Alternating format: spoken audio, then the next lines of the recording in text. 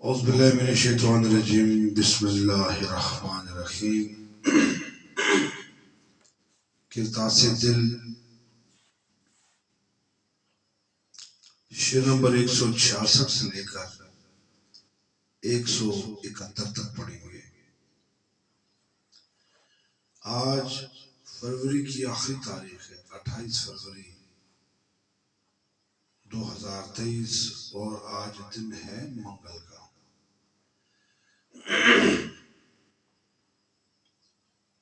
غضب جو ہویا بشر تیرے تے کیتی نہ ہوش تماما، آرام دی خاطر آرام تو لوڑے تو خود کیتا غرق آراما۔ غضب غصہ، بشر بندہ، ہوش عقل کرنا، تماما مکمل ہر لحاظ سے، آرام دی خاطر آرام، آرام کی خاطر آرام یعنی سکون کے بدلے سکون میں، سکون کے لیے سکون، تو لوڑیں تلاش کریں، تو خود کیتا تو نے خود کیا ہے، غرق آراما تو نے خود اپنے آرام کو تباہ کیا، غرق کیا۔ اگر تم پر غضب ہو گیا ہے بندے اور تم پر غضب ہوگا، غضب جو ہویا، اب ایک مقام کی بات ہو رہی ہے، ایک جگہ کی بات ہو رہی ہے، ایک حیثیت کی بات ہو رہی ہے۔ غضب جو ہویا بشر تیرے تے، اے شخص اگر تجھ پر غضب ہو گیا مالک کا اور تو نے ہوش نہیں کی بالکل، اس لیے آرام کی خاطر تم نے آرام کو چھوڑا ہے، آرام کی خاطر تم نے آرام کو چھوڑا، یا آرام کی خاطر تو آرام کو تلاش کرتا ہے، تو نے خود اپنے آرام کو تباہ کیا ہے۔ اس شعر میں شاعر انسان کی کیفیات کو بیان کر رہا ہے۔ ایک گناہگار شخص، ایک برا شخص، ایک اللہ کی بارگاہ کا دھتکارا ہوا شخص اس معیار تک کیوں پہنچا، اس کی یہ اوقات کیوں بن گئی کہ اسے غضب مل رہا ہے، اسے غضب اس لیے مل رہا ہے، اسے پکڑ اس لیے ہو رہی ہے کہ اس نے عقل نہیں کی، اس نے ہوش نہیں کیا کہ جس مقصد کے لیے اسے بھیجا گیا تھا، جس کام کے لیے اسے بھیجا گیا تھا، اس کام کو کرنے کی طرف اس کا دھیان نہیں گیا اور وہ اور کاموں میں لگ گیا، تو اس لیے اس پر غضب ہو گیا۔ یہ تو ایک بات رواں ہے، لیکن یہاں پر شاعر کہتا ہے جے، اگر، پٹواری زبان میں جے کی معنی ہے اگر تجھ پر غضب ہو گیا تو بتے تو کیا کرے گا، اللہ نہ کرے کسی پر غضب آئے۔ یہاں شاعر قاری کہتے پڑھنے والے، ہم نے قاری سمجھ لیا ہے صرف قرآن پاک پڑھنے والا، تلاوت کرنے والا قاری صاحب نہیں، قاری کے لفظی معنی ہے پڑھنے والا، جو لغت کے معنی ہے نا پڑھنے والا، کہ سوچ اگر خدا نہ کرے تجھ پر غضب آ گیا اور تو نے ہوش نہ کیا مکمل، تو تیرا کیا بنے گا؟ تو آرام تلاش کرتا ہے آرام کی خاطر، تو نے خود اپنے آرام کو غرق کیا ہے۔ اب یہاں پر دو معنی ہیں، یہاں پر دو معنی ہیں، یہی شاعر کا یہی انداز سخن ہے اور یہی ان کا انداز نوا ہے کہ جب وہ کوئی بات کہتے ہیں تو اس بات کے اندر بہت ساری باتیں آ جاتی ہیں، تو نے آرام کی خاطر آرام کو چھوڑ کے نا تو آرام کو تلاش کرتا ہے، آرام کو چھوڑ کر تو آرام تلاش کرتا ہے، لیکن تو نے خود غرق کر دیا، سب کچھ اپنے آرام کو غرق کر دیا۔ اب یہاں کیا مثال ہے کہ تو چاہتا ہے کہ تجھے سکون ملے، تجھے روپیہ پیسہ ملے، تجھے جنسی سکون ملے، تجھے ہر طرح کا فائدہ ملے، تو اس فائدے کو حاصل کرنے کے لیے ہر الٹا پلٹا طریقہ اختیار کرتا ہے کہ تو اپنی اس مراد کو پا لے، لیکن حقیقت میں تو اپنے سکون کو خود ہی تباہ کر رہا ہے۔ یہاں شاعر سے مراد وہ سکون ہے، شاعر کی بات سے مراد یہ ہے کہ وہ سکون ہے جو انسان دنیا سے جانے کے بعد حاصل کرتا ہے.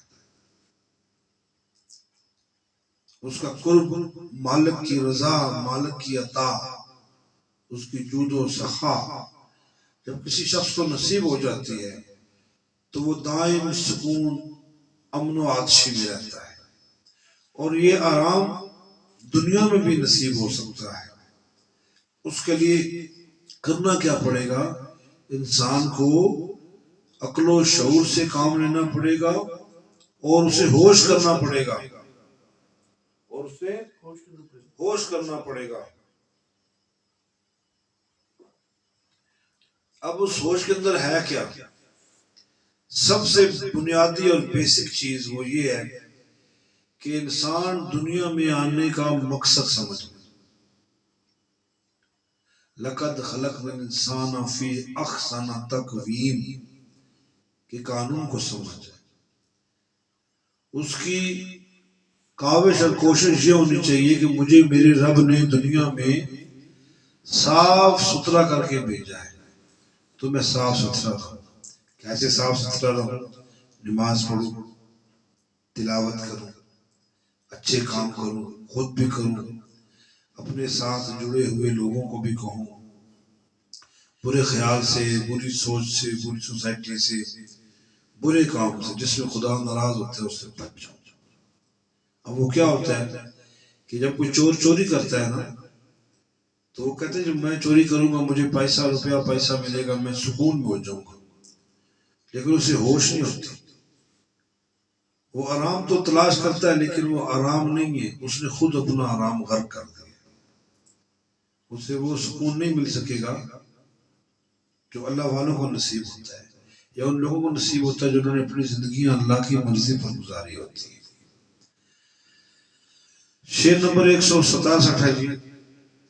یاراں نال بہاراں سجنا تے یاراں سر آباد بیلے. یاراں نال بہاراں سجنا تے یاراں سر آباد بیلے. یار ٹرن جد رل مل سارے آباد دسن سب میلے. یاراں نال دوستوں کے ساتھ بہاراں، دوستوں کے ساتھ بہاریں. سجنا تے جو بہاریں ہیں وہ اپنے دوستوں کے ساتھ ہیں، اور سجنا تے یاراں سر باد بیلے. اچھا، دوستوں کے ساتھ ہی آباد ہیں ویرانے، آباد ہیں ویرانے. یار ٹرن جد رل مل سارے، جب سارے دوست اکٹھے چلے. آباد دسن سب میلے، تو آباد نظر آتے ہیں سارے میلے، سب بہار ہیں.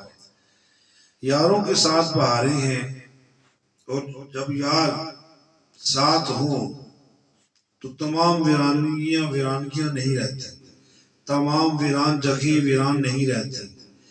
جب سارے یار رل مل کے اکٹھے ہو کر چلیں تو آباد نظر آتے ہیں میلے. اب ایک ہے بیلے اور ایک ہے میلے. یہ پہلے فرق سمجھ لیں پھر آپ کو بات اچھی طریقے سے سمجھ آئے گی. بیلا کہتے ہیں کھلا میدان، بیلا کہتے ہیں کھلا میدان جہاں پر آبادی نہ ہو، کھیت ہو، کھلیان ہو، باغ یا کوئی ایسی بنجر زمین پڑی ہو، اسے بیلا کہتے ہیں. جس پر جانے سے لوگوں کو ڈر محسوس ہوتا ہے اس وقت جب رات ہوتی ہے، یا جب آبادی آس پاس نظر نہیں آتی، اس ویرانگی کی طرف لوگ سفر نہیں کرتے. اور اسی جگہ اگر بندے آ جائیں تو وہ بیلا میلہ بن جاتا ہے، وہاں میلہ لگ جاتا ہے. میلہ میل سے نکلا ہے، یعنی باہم محبت اتفاق سے چلنا یا رہنا، کھڑے ہونا یا بیٹھنا، یا رہائش اختیار کرنا، اسے میلہ کہتے ہیں.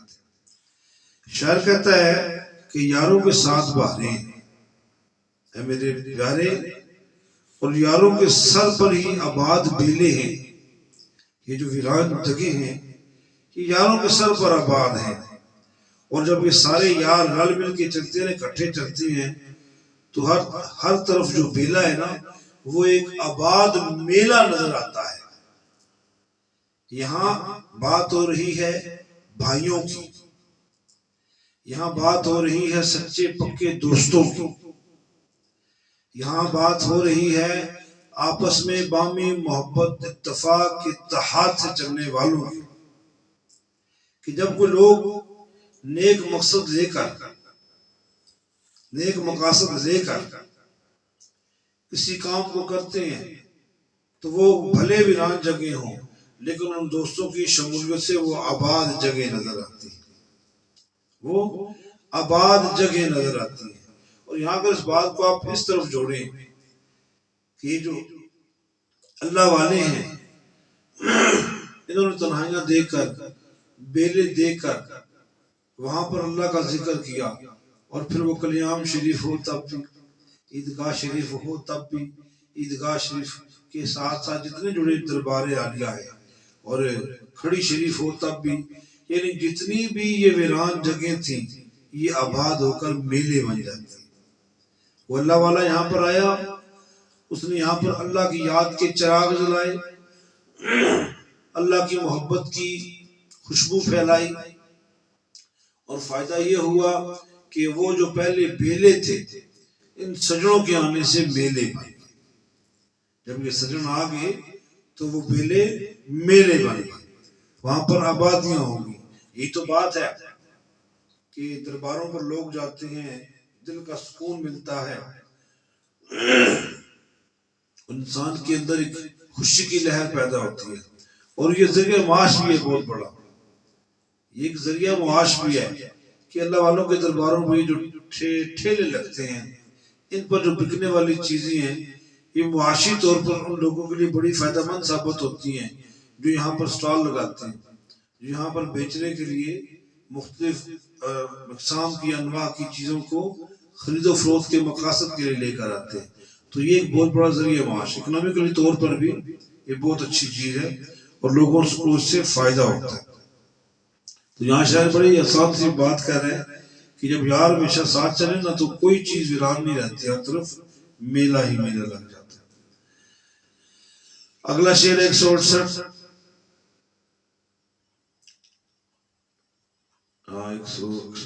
ٹھیک، اگلا شعر جی، رونق چاویں جے تن اپنے کر لے یاری نال تو مالی، رونق چاویں جے تن اپنے تے کر لے یاری نال تو مالی، رہبر ہویا جے شوق فقیراں، رہبر ہویا جے شوق فقیراں، ملسی رونق خوشحالی۔ رونق چاہیے، اگر رونق چاہتے ہو جے تن اپنے تے اپنے وجود پر کر لے یاری نال تو مالی، تو مالی کے ساتھ دوستی کر لے، یہاں مالی سے مراد مرشد ہے۔ رہبر ہویا جے شوق فقیراں، اگر فقیروں کا شوق، فقیروں کی محبت یا فقیروں سے رکھا ہوا تیرا شوق اگر تیرا رہبر ہوا، تجھے رستہ دکھانے والا بنا، ملسی رونق، تمہیں رونق ملے گی، خوشحالی، تمہیں خوشحالی ہوگی۔ اب یہ خوشحالی ہے اندر کی اور ایک خوشحالی ہے باہر کی۔ اندر کی خوشحالی اور باہر کی خوشحالی اس شعر کا عنوان ہے کہ اگر تم چاہتے ہو کہ تمہارے تن پر رونق آ جائے تو تم مالی کے ساتھ دوستی کر لو اور اس کی محبت کے شوق کو ساتھ لے چلو، تو تمہاری جان جو ہے وہ خوشحالی میں چلی جائے گی۔ یا ٹپیکلی ٹو دا پوائنٹ بتایا جا رہا ہے کہ جو مالی ہیں یہ اللہ والے ہیں، کہ جو مرشد ہادی ہوتے ہیں، کہ بندے اگر چاہتا ہے کہ تیرے جسم پر رونق آ جائے، ایک تو رونق اندر کی ہے، ایک تو رونق اندر کی ہے، اس پر بھی محنت کرنے کا حکم دیا گیا، لیکن یہاں شاعر کہتا ہے کہ یہ تو چاہیں تن اپنے دی رونق، اپنے جسم کی تو اگر رونق چاہے تو مالی کے ساتھ یاری کر لے، تو اپنے مرشد کی بارگاہ میں جا، وہ تجھے اچھا لباس پہننا سکھائیں گے، اسلامی لباس پہننا سکھائیں گے، تجھے احکامات خداوندی کے مطابق مذہب اسلام کے تقاضوں پر، طور طریقوں پر چلنا سکھائیں گے، اور جب تم ان چیزوں کو اختیار کر لو گے تو تمہارے جسم پر بھی رونق نظر آئے گی. اچھا لباس پہن لیا، محبت اچھی ہوگی، تم سر پہ پگڑی باندھو، ٹوپی پہنو، جو مرضی کرو، تمہیں اللہ اس بندے کے صدقے جس کے ہاتھ پر تم نے بیعت کیا ہے، جس سے تمہاری الفت اور محبت اور شفقت ہے، اس کی اس محبت کی وجہ سے تمہارے جسم پر بھی نکھار آ جائے گا. وہ اللہ والا جس طرح خود روشن ہے اسی طرح تیرے تن بدن کو بھی روشن کر دے گا، اور تجھ پر رنگ آ جائے گا، تجھ پر خوشیاں آ جائیں گی، اور تو بہت اچھا اور خوبصورت لگے گا. تو تجھے مرشد سے دوستی کرنی پڑے گی، تجھے اپنا مرشد تلاش کرنا پڑے گا، اس کے ہاتھ پر بیعت کرنی پڑے گی. لیکن مرشد بھی وہ کہ جس کی پہنچ توڑ مدینہ پاک تک ہو، جس کی صحبت میں رسول پاک صلی اللہ علیہ وسلم کی محبت یاد آئے، وہ مرشد جو تمہیں سیدھے رستہ بتائے، وہ مرشد تمہیں صوم و صلات کا پابند بنائے، وہ مرشد جو تمہارے دل میں نبی کا پیار پیدا کرے، وہ مرشد جو تمہارے اندر گناہوں سے بچنے کی طاقت پیدا کرے، اور وہ مرشد جو تمہیں راہ حق پر چلانے کی کوشش کرے اور تمہیں راہ حق پر چلا دے، تمہیں برائیوں سے روکے، تمہیں اچھے کام سکھائے، تیرے لیے اس دنیا میں بھی فائدہ مند ہے اور اگلی دنیا میں بھی تمہارے لیے فائدہ مند ہو. اور جو اس کے ساتھ تمہاری محبت کا شوق ہے نا، اگر وہ شوق تجھے شامل ہو گیا، وہ شوق تمہیں حاصل ہو گیا، محبت فقیروں سے اگر حاصل ہو گئی، تو یاد رکھنا تمہاری جو جان ہے نا، وہ تمہاری جو روح ہے نا، اسے رونق ملے گی، خوشحالی ہو جائے گی. کل کی مثال لے لیجیے سائیں جی، کل شام کو جو دو میاں بیوی یہاں پر آئے، دربار میں آئے بیٹھے، ان کی کیفیت دیدنی تھی، ان کی کیفیت دیکھنے والی تھی. تو اس چیز کا ذکر ہوتا ہے، مرشد اس کام کے لیے ہوتا ہے. مرشد کا کام تعویذ دھاگے دینا نہیں ہے، یہ بات یاد رکھیے گا. ہاں اگر اسے کوئی اللہ نے کوئی ایسی صلاحیت دی ہوئی ہے جو مخلوق خدا کے کام آ سکتی ہے، وہ ایک الگ چیز ہے. لیکن جو کل شام کو آپ نے دیکھا نا، حقیقت میں مرشد اسی کام کے لیے ہوتا ہے، اسی کام کے لیے ہوتا ہے. اللہ تعالیٰ کے ذات نے ان ہستیوں میں یہ رونق رکھی ہوتی ہے، ان کے اندر سے ایسی شعائیں نمودار ہوتی ہیں، ایسی ریزیں نکلتی ہیں، ایسی لہریں ان کے اندر سے ہوتی ہیں کہ جو دوسرے کو اپنی محبت میں گرفتار کر لیتی ہیں، اور پھر یہ محبت اسے اللہ سے ملا دیتی ہے. اور کیا ہوتا ہے خان جی، وہ جان خوشحال ہوتی ہے. سکلین صاحب، جان خوشحال ہو جاتی ہے، زندگی پر خوشحالی آ جاتی ہے، زندگی پر خوشحالی آ جاتی ہے. اور پھر انسان اپنے آپ کو بڑا خوش و خرم محسوس کرتا ہے، اسے نیند بھی مزہ دیتی ہے، کھانا بھی مزہ دیتا ہے، چلتے پھرتے اٹھتے بیٹھتے سوتے اسے ہر وقت محبت نصیب ہوتی ہے. اس کی مثال یوں سمجھ لیجئے، کوئی بندہ خوشبو کو روک سکتا ہے کہ میں تمہیں خوشبو لگائی ہے، مجھے کیوں آ رہی ہے؟ کوئی ایسا ہے؟ کوئی خوشبو کو پکڑ سکتا ہے؟ نہیں نہ پکڑ سکتا. پھر انسان کے اندر یہ کیفیت آ جاتی ہے، یہ محبت اور مودت آ جاتی ہے کہ اس کے اندر وہ رنگ آ جاتا ہے، وہ خوبصورتی آ جاتی ہے جسے دیکھ کر دوسرے لوگ متاثر ہوتے ہیں، اور اللہ کا قرب نصیب ہوتا ہے، اللہ کی محبت نصیب ہوتی ہے. تو یہ شاعر بڑے اچھے اور آسان طریقے سے آپ کو بتا رہا ہے کہ تمہاری جان کو خوشحالی کیسے ملے گی، تمہیں کیسے اعلیٰ مقام اعلیٰ ظرفی نصیب ہو. اگلا شعر پڑھ رہے ہیں جناب. باہروں دھوئیں باروں دھوتیوں، باروں دھوتیوں اوے گل نہیں بڑھتی، باروں دھوتیوں اوے گل نہیں بڑھتی، تو اندر دھو فقیرہ. باروں دھوتیوں گل نہیں بڑھتی، تو اندر دھو فقیرہ. ظاہر کرے تو تائب کوڑی، کر اندروں تائب فقیرہ. باہروں دھوئیں، باہر سے دھوئیں، گل نہیں بنتی، باہر سے دھونے سے بات نہیں بنتی، تو اندروں دھو فقیرہ. اے فقیر تو اندر سے دھو، اے درویش تو اندر سے دھو. باہر سے دھوئے بات نہیں بنتی، تو اندر سے دھو. ظاہر کرے تو تائب کوڑی، تائب کہتے توبہ کرنا، ظاہر کرے تو دکھائے، تو دکھائے، تو ظاہر کرے تو تائب کوڑی، کوڑی کہتے ہیں جھوٹی، تو جو ظاہر کرتا ہے وہ جھوٹی توبہ ہے، کر اندروں تائب فقیرہ، تو اندر سے توبہ کر، فقیر تو اندر سے توبہ کر۔ باہر سے دھونے سے بات نہیں بنتی ہے فقیر جب تک تو اپنے آپ کو اندر سے نہیں دھوئے گا۔ ظاہری طور پر تو توبہ توبہ توبہ توبہ توبہ توبہ توبہ کرتا ہے، اس سے بات نہیں بنتی، یہ کوڑی ہے، یہ جھوٹ ہے، تو اندروں طائب فقیرہ کر، اندروں طائب فقیرہ، اے فقیر تو اندر سے توبہ کر، تو اپنے اندر سے توبہ کر۔ یہاں شاعر کہہ رہا ہے کہ باہر دھونے سے بات نہیں بنتی، تمہیں اندر دھونا پڑے گا، اے فقیر، اے ملنگ درویش، تجھے اندر سے صاف ہونا پڑے گا، قدورت سے، بغض سے، حسد سے، کینہ سے، شرک سے، بے ایمانی سے، تجھے اپنا اندر صاف کرنا پڑے گا۔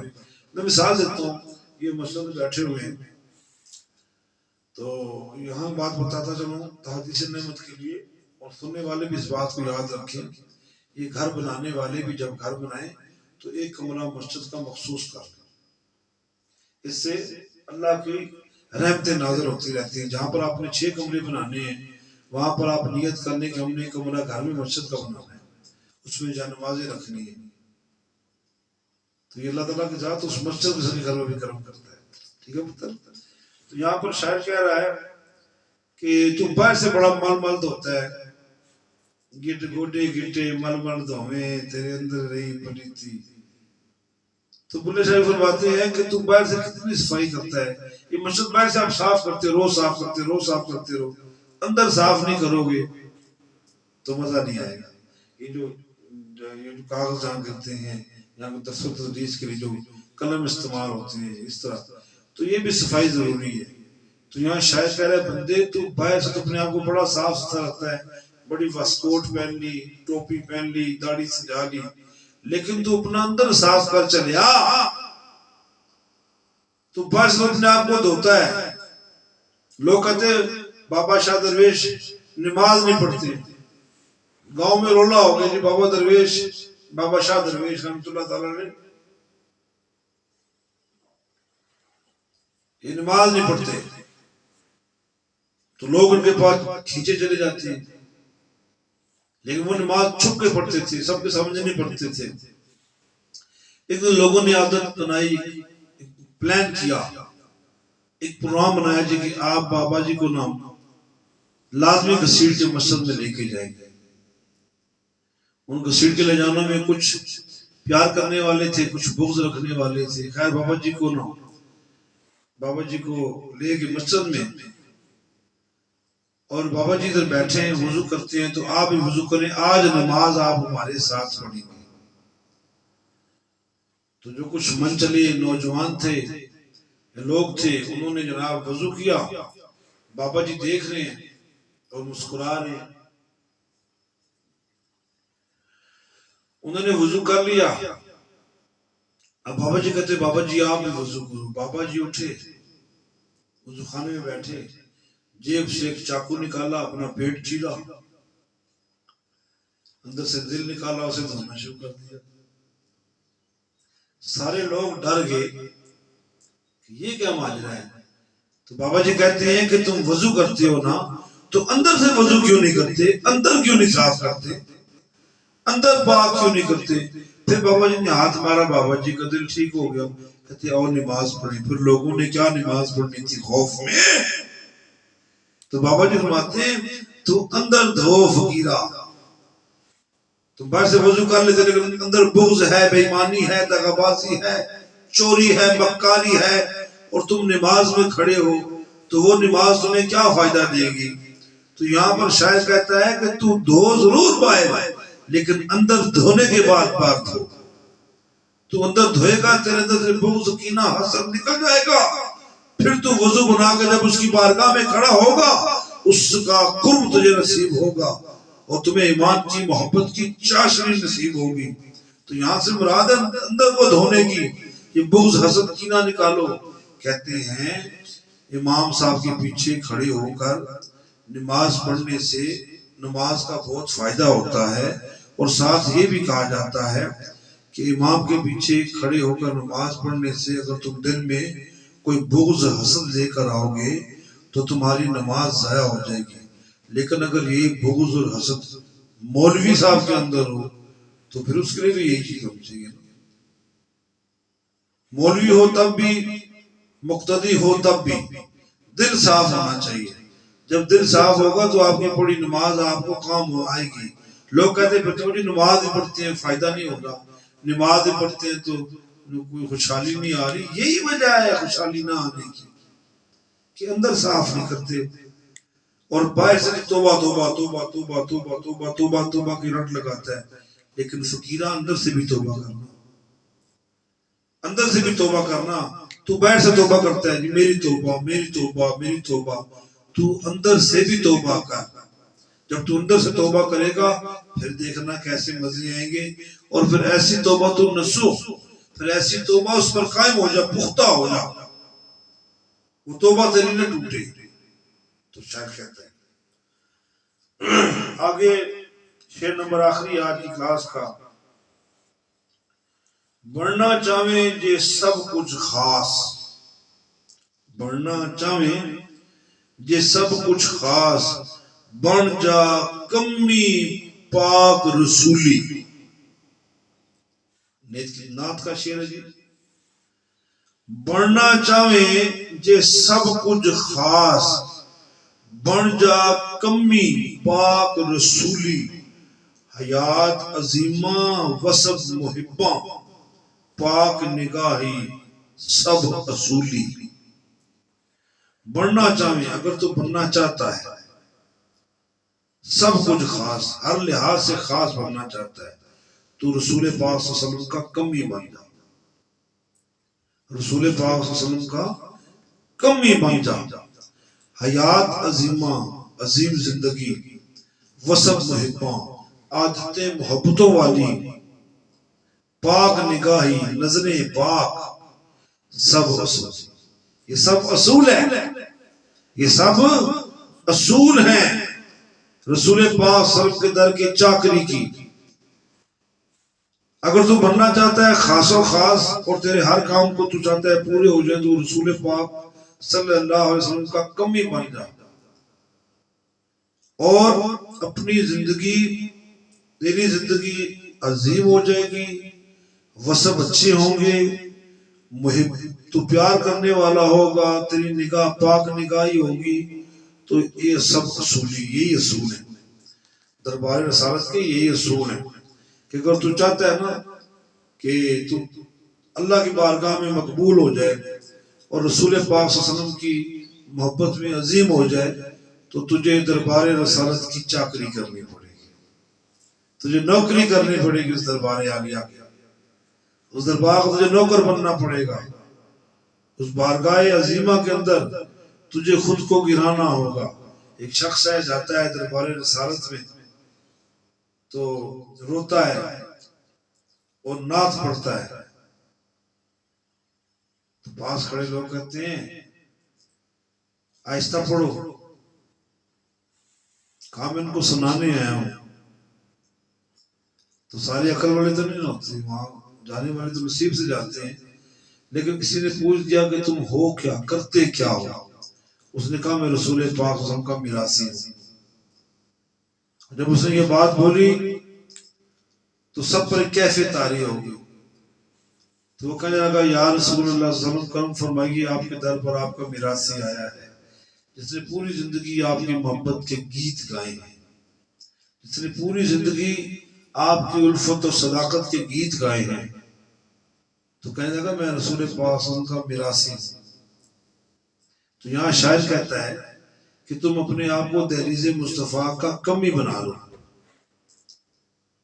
کمی بنا لو اپنے آپ کو دربار رسالت مآب صلی اللہ علیہ وآلہ وسلم کا، اور یہ وہ اصول ہے جو تمہیں بلندیاں دے گا۔ اور پھر کیا ہوگا؟ اس کے ساتھ تمہیں اس نبی کی چاکری، نبی کے دربار کی چاکری پر تجھے کیا ملے گا؟ تجھے عظیم زندگی ملے گی۔ اب یہاں پر حیات عظیمہ، اب عظیم ہونا چاہیے تھا لیکن یہاں پر عظیمہ استعمال کیا۔ عظیمہ یہ ایک سے زیادہ کے معنی دیتے ہیں، ایک سے زیادہ کے معنی دیتے ہیں، لیکن شاعر نے یہاں پر لفظ عظیم نے لکھا، عظیمہ لکھا، اس کو دو کی تعداد دی۔ کیا تعداد دی؟ دو کی تعداد کی۔ ہو سکتا ہے حیات عظیم وصف محبہ، یہ بات بڑی سننے والی ہے، لائن بڑی سننے والی ہے۔ یہاں شاعر کہتا ہے حیات عظیمہ، زندگی عظیم ہو جاتی ہے لیکن اقسام دو ہے، ایک سے زیادہ ہے۔ دنیا میں رہے گا تو تب بھی زندگی عظیم ہے، اور جب دنیا سے جائے گا تب بھی زندگی عظیم ہے۔ تو یہ عظیم کی جمع عظیمہ بنایا۔ پھر آگے شاعر کہتا ہے وصف محبہ۔ اب یہاں پر وصف کہتے ہیں طریقہ، کہ تمہارے اندر طریقہ آ جائے محبہ والا۔ یہاں بھی محب جمع ہے زیادہ، شاعر خود بھی محب ہے اور شاعر دعا دے رہا ہے ان کو جو شاعر کے بعد آنے والے ہیں، وہ بھی محبت کرنے والے ہیں۔ تو شاعر نے دعا کیا اپنے سمیت ان آنے والے محبوں کے لیے جو شاعر کے بعد جائیں گے دربار رسالت صلی اللہ علیہ وسلم میں، اور جو شاعر کے بعد نبی پاک کی محبت کے گیت گائیں گے۔ یہاں پر شاعر نے کہہ دیا وصف محبہ، کیا خوبصورت وصف ہے پیار کرنے والوں کے، پیار کرنے والا نہیں، پیار کرنے والوں کی۔ شاعر نے اپنے لیے بھی دعا کی ہے اور اپنے بعد آنے والوں کے لیے بھی دعا کی ہے۔ اور پاک نگاہی، اور پاک نگاہی، نگاہوں کے اندر حیا ہونا چاہیے۔ اور یہ کیا ہے؟ یہ سب اصولی، یہی اصول ہیں، یہی وہ اصول ہیں جو اس دربار سے رسائی پا سکتے ہیں۔ میں آپ کو مثال دیتا ہوں، ایک میڈیکل پڑھنے والا طالب علم ہی میڈیکل میں جا سکتا ہے، جس نے آئی کام بی کام کی ہے وہ تو میڈیکل میں نہیں جا سکتا، وہ تو میڈیکل میں نہیں جا سکتا۔ جس کو بایولوجی کا علم نہیں ہے، جس نے سٹیٹ پڑھا ہے، وہ تو نہیں جا سکتا۔ تو یہاں پر یہ اصول بتا رہا ہے شاعر کہ تمہیں کرنا کیا پڑے گا، تمہیں اپنی حیات کو عظیم سے عظیم تر بنانا پڑے گا، اور محبت کرنے والے لوگوں کی عادتیں اختیار کرنی پڑے گی، اور تمہیں نگاہوں کو پاک کرنا پڑے گا، کیونکہ یہی سب اصول ہیں دربار رسالت صلی اللہ علیہ وسلم میں پہنچنے کے۔ تو یہ تھا پتر آج کا ہمارا درس۔ محبت سے بیٹھا کریں، پیار سے بیٹھا کریں۔ اللہ تعالیٰ یہ محبت، عشق، سلامتی، چاشنی عطا فرمائے۔ اللہ تعالیٰ ہم سب کا حامی ناصر ہو۔ وما توفیق الا باللہ، وآخر دعوانا الحمدللہ رب